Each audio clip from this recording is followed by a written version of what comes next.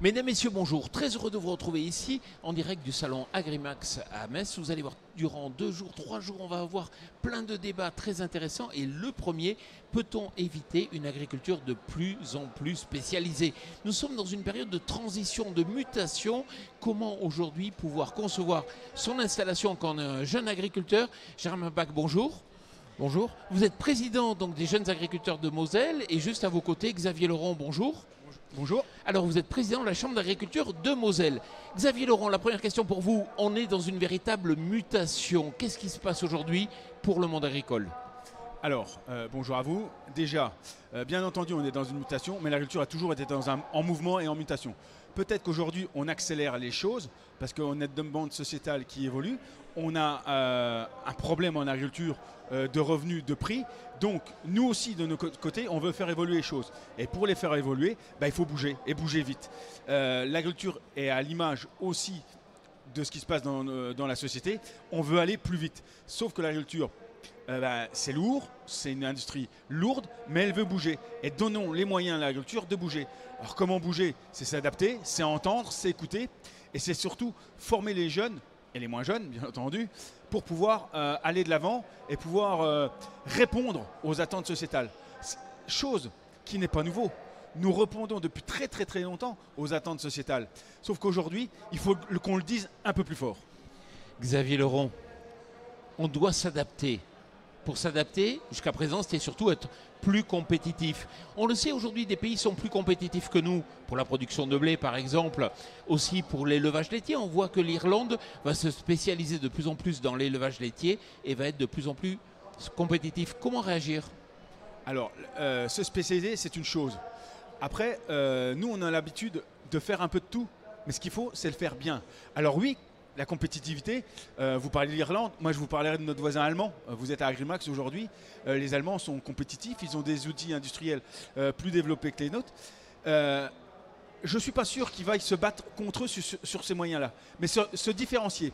Nos produits sont de qualité, il faut les différencier, les marketer différemment et le faire savoir. C'est surtout ça qui est important. Se battre sur des prix, ça va nous amener à notre perte. Par contre, se battre sur ce qu'on fait et valoriser ce qu'on fait, dire ce que l'on fait, mettre une plus-value, qu'on utilise l'herbe, qu'on respecte l'environnement, etc. Ça, c'est des plus-values qu'il faut qu'on aille chercher demain. Et c'est ce qui nous attend, c'est ce qu'il faut qu'on arrive à faire comprendre à nos industriels, à nos consommateurs demain, pour pouvoir rémunérer un peu mieux nos agriculteurs. Germain Bach, vous représentez les jeunes agriculteurs. Ça va être compliqué pour un jeune agriculteur qui s'installe aujourd'hui d'y voir clair? Ah oui, c'est sûr qu'aujourd'hui, on ne va pas dire que c'est vraiment très très compliqué parce que déjà, il faut savoir qu'il n'y a que un tiers des départs en retraite qui sont renouvelés par des jeunes. Hein. Ça, c'est un peu partout en France, en particulier en Moselle. Donc, c'est vraiment savoir. Après, pour se lancer aujourd'hui, il faut déjà avoir... Aujourd'hui, on se lance, c'est par passion. Parce que comme l'a dit Xavier, aujourd'hui, donc, il nous manque pour qu'un jeune puisse s'installer, pour qu'il puisse avoir envie de s'installer, qu'il puisse se diversifier dans n'importe quelle production qu'on veut, savoir un prix, une valeur ajoutée en retour. Donc aujourd'hui, comme l'a dit Xavier, ça ne sert à rien de vouloir être compétitif par rapport à des pays qui n'ont pas les mêmes normes que nous ou des conditions climatiques plus favorables que les nôtres. Aujourd'hui, on est déjà reconnu être l'agriculture la plus durable, la plus saine. Donc aujourd'hui, il faut qu'on se batte sur ce critère-là et qu'on essaye enfin de retourner de la valeur ajoutée. Donc ça veut dire que ce n'est pas pour autant que les produits aux consommateurs doivent être plus élevés, mais c'est que la marge doit être une meilleure marge de retour et c'est à nous à essayer de mieux communiquer pour que cette marge elle revienne à nous. Et si demain donc la marge est de retour, la valeur ajoutée est là, les jeunes auront envie de s'installer et s'installeront. Parce qu'aujourd'hui, il faut qu'on aille chercher des JA, des jeunes agriculteurs, plus dans le cercle familial agricole qu'on connaît depuis des années. Il faut qu'on aille les chercher dans ce qu'on appelle des hors cadres familiaux. Donc des gens qui n'ont rien, entre guillemets, c'est pas péjoratif, mais qui n'ont rien à voir, qui n'y connaissent rien, entre guillemets, de l'agriculture. Donc c'est à nous à les former, à les intéresser à notre métier et qui reviennent pour être gages, pour qu'ils reviennent sur les exploitations. Parce que pour que demain, qu'il y ait une agriculture de qualité, des exploitations de qualité, il faut qu'il y ait du monde. Xavier Laurent, il va se passer quelque chose d'historique, jamais c'est arrivé. Un tsunami démographique. Durant les 5 à 10 ans à venir, un quart des exploitations vont changer de main. Qui va les reprendre? Les plus gros? C'est le change qui nous attend. Alors, Il y a certainement une part de vérité dans les plus gros. Par contre, moi je rejoins ce que dit Germain. Il va falloir qu'on attire aussi. Pour attirer, il faut être rémunérateur. Et il faut surtout donner des perspectives à notre métier. Donner des perspectives, c'est savoir écrire des schémas de production. C'est-à-dire aujourd'hui, vous plantez des carottes, vous savez que vous allez récolter, combien elles sont vendues, à qui, comment, pendant combien de temps. Ça, on n'avait plus l'habitude. Ça a été fait dans le début des années 60, où on contractualisait beaucoup plus.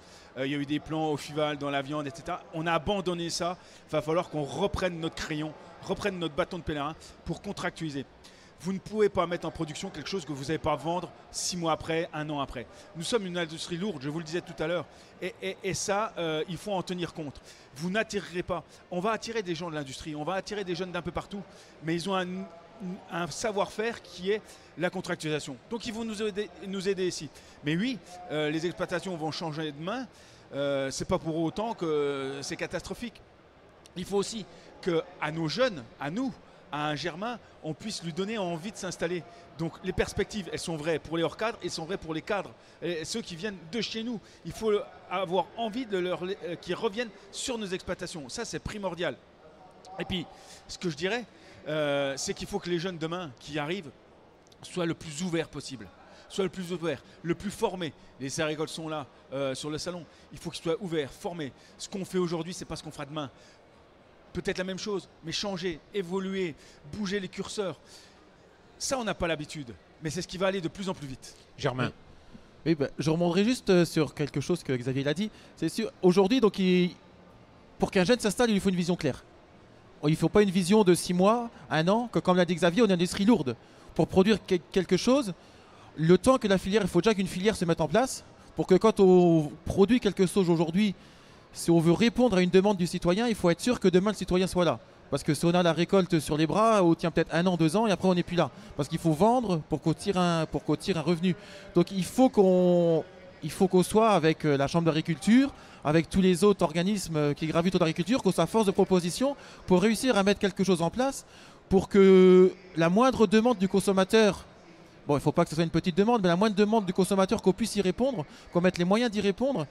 Et c'est en mettant en place des outils de production, des outils de commercialisation, qu'on arrivera à répondre à la demande. Et cette demande fera en sorte que le métier viendra de plus en plus attractif et que des jeunes répondront favorablement. Ils voudront bien devenir agriculteurs, comme beaucoup veut devenir infirmier, veut devenir pompier, veut devenir policier. Et il faut qu'on devienne un métier attractif comme n'importe quel autre métier. Xavier Leron, dans 10 ans, l'agriculture en Moselle sera diversifiée, forcément. Dans 10 ans, l'agriculture mosellane, elle aura les bases d'aujourd'hui. Par contre, elle aura trouvé des petites filières. J'en suis persuadé. On l'a fait, on l'a déjà mis en place sur le poulet. On va regarder comment on peut faire sur le maraîchage. On va essayer de diversifier encore un peu, bien entendu. Bien entendu. Pourquoi ? Parce qu'on a des agriculteurs qui savent faire. On a des terres avec des potentiels dans certains coins, et il faut le dire, donc on saura faire. Et puis nous, Chambre d'agriculture, on est là pour les accompagner. Et c'est à nous de bouger les lignes, d'accompagner, de faire évoluer ces choses. Et si on veut être là demain et dans 10 ans, oui, on aura évolué et on sera un peu plus diversifié. Germain ? Oui, je rejoins les propos de Xavier. Il faut que demain, on arrive à répondre déjà au changement climatique qui aura déjà une incidence sur différentes productions qu'on pourra faire. Et sur toute la demande sociétale qui est là, il faudra y répondre, il faudra essayer d'y répondre le mieux possible. Parce que la valeur ajoutée, elle est là. Le monde agricole a toujours répondu, depuis les années après-guerre, même avant, a toujours évolué, a toujours répondu favorablement à ce que la société elle veut. Des fois, il nous faut un peu plus de temps, comme on a une inertie à mettre en place. C'est pas facile. Et après, le premier point important qu'on arrivera à mettre en place, c'est enfin réussir le combat de la restauration hors domicile. Parce que là, ça fait beaucoup de repas tous les jours, tous les mois, tous les ans. Et là, si on arriverait enfin à répondre à ce domaine-là et que la force politique soit là pour essayer de mettre en place la filière et qu'ils sachent qu'à la fin de l'année, on nous faut tant de produits de telle catégorie, on vous l'achète à tel prix, alors là, on se lance dedans. Article 24, loi Egalim, 50% en 2022 devra venir de signes de qualité ou bio. Une question... Ou HVE. Ou HVE. Il y a une véritable problématique dans ce que vous dites. Vous dites oui, diversifier, très bien, mais ça va demander plus de matériel, ça va être beaucoup plus coûteux en charge d'équipement et surtout en main-d'œuvre. Oui, bien entendu. Si on se diversifie, mais c'est à nous d'anticiper. On a les CUMA, on a la copropriété, on est là pour faire travailler les gens ensemble. Ce qu'il faut, c'est bien mesurer les choses, bien savoir le coût des choses. Donc non, on arrivera à faire travailler sur des bassins de production, des micro-bassins, on va dire ça. Il faut qu'on arrive à orienter les choses et que les agriculteurs puissent travailler ensemble. Bon, pour finir, on est arrivé au terme de cette émission. Xavier Laurent, il y a une bonne nouvelle pour vous qui est tombée cette semaine. Vous avez récupéré l'argent qu'aurait pu vous prendre le gouvernement. Vous avez dû faire un lobbying d'enfer puisque aujourd'hui vous récupérez la taxe sur le foncier non bâti. Oui, alors on la récupère pas, on l'avait pas perdue. Moi je pars du principe qu'elle n'était pas perdue. Oui, on a fait du lobbying parce que vous nous l'avez dit. Vous nous avez dit tout à l'heure, ça va changer et on doit évoluer. Et on va le faire. Mais si on a moins de moyens, on ne peut pas le faire. Donc c'est surtout sur ça qu'on s'est battu. On est là pour accompagner les agriculteurs et pour accompagner, ça ne se fait pas sans rien. Messieurs, merci beaucoup d'être venus ici pour débattre de cette question et puis merci à vous. À très bientôt. Merci à vous. Merci.